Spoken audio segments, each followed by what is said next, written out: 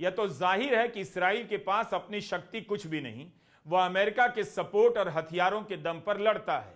Iran पर हमले के बाद जब मिसाइलों को भेजने वाले इंटरसेप्टर की कमी हुई, तब क्यों दुनिया भर से इंटरसेप्टर की जुगाड़ करने लग गया?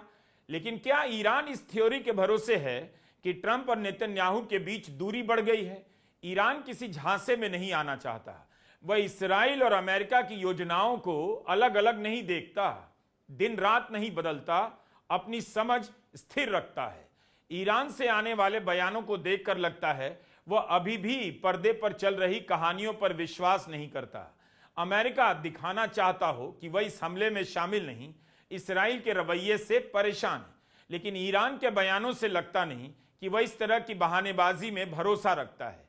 ईरान के विदेश मंत्रालय के प्रवक्ता ने कहा कि अमेरिका के दावों के बावजूद हम जानते हैं कि अमेरिका का मिलिट्री सेंट्रल कमांड इस्राइल के साथ हर तरह से सहयोग कर रहा है, कोऑर्डिनेट कर रहा है, ऑफेंसिव और डिफेंसिव ऑपरेशन में उसके साथ मिला हुआ है। ईरान से डील के नाम पर ट्रंप नेतन्याहू से किस हद तक दूरी बना सकते हैं, यह अभी साफ नहीं, कोई नया जवाब नहीं है। पुराना जवाब ही है कि ट्रंप नेतन्याहू से बहुत हद तक अलग नहीं हो सकते। इसी भरोसे इस्राइल ने 8 अप्रैल से जारी सीज फायर को खत्म किया, लेबनान पर हमला कर दिया।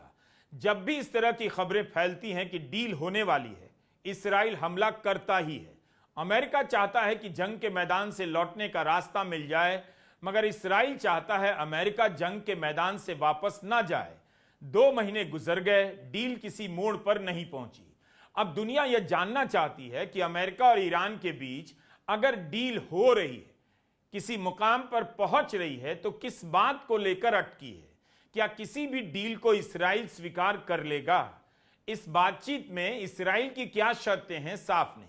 इस संदर्भ में 2 इंटरव्यू की चर्चा है। CNN के फ्रेड प्लाइटगिन ने ईरान के सुप्रीम लीडर के सैनिक सलाहकार मोहसिन रेजाई से बातचीत की है, और दूसरा NBC की पत्रकार क्रिस्टन वेलकर की, जो उन्होंने ट्रंप से बातचीत की है।